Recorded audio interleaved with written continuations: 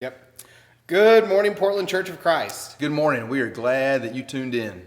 There are very few things that can be as embarrassing as a case of mistaken identity. One time I was an intern at a church and I was on a trip with the youth group, and one of the kids, his name was Ethan, that I knew pretty well, I was walking into the lobby and I saw him, and Ethan and I were pretty good buds, and so I went up behind him and I went to flick his ear, like so.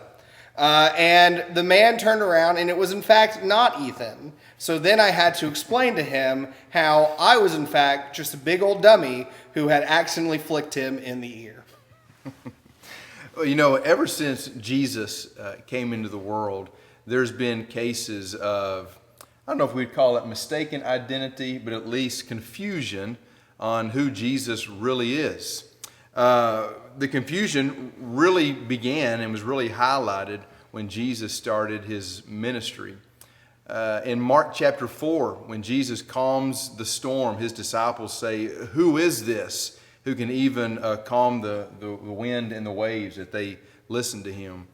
In Luke chapter 7, when Jesus is in the home of Simon the Pharisee and he forgives the woman's sins, the group there kind of discusses among themselves and asks, "Who is this that even forgives sins?"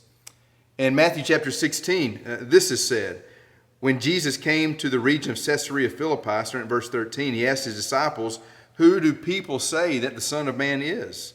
They replied, "Some say John the Baptist, others Elijah, still others Jeremiah or one of the prophets.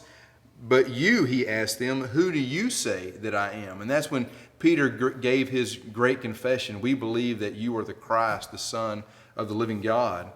Even after the resurrection, it was Thomas that confessed in John 20, "You are my Lord and my God." Even 2,000 years removed from these events, there is still a lot of confusion on who exactly Jesus is. You have people who say that he didn't even live. They deny the historical context, the proof that we have outside even the Bible for his existence, and they say that he's a fictional character, no different from someone you'd read about in a children's storybook. There are people who say that he lived, that he was an excellent moral teacher, that he was a great philosopher of his day and age, but he was no Messiah. He was no Savior. On top of that, you have people who know that there was in fact a Jesus, that he was the Son of God. They call him Lord, but that's as far as it goes. And Jesus questioned a group of people, and he said to them, "Why do you call me Lord, Lord, and do not do what I tell you?" Luke 6:46. He told them that wasn't going to quite cut it. Then there are true believers who in faith confess Jesus, like Peter did when he said, "You are the Christ, the Son of the living God," and like Thomas, "My Lord and my God," who are willing to declare that Jesus is not just some good moral teacher or that he's not just a made-up historical figure, but they're willing to declare that he is God, and then on top of that, follow him as Lord and Savior of their lives.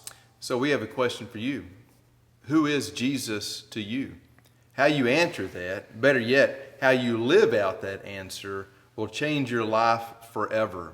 Is he your Lord and Savior, or is he just some other person that lived during history? We hope that he's your Lord and Savior. And if you've not yet made him your Lord and Savior, we would love for you to contact us, and we would enjoy the time to spend to sit down and talk with you and study with you personally. If there's something that you need spiritually, we would love to take care of that for you. We appreciate you, and we'll see you tomorrow. Bye. Bye.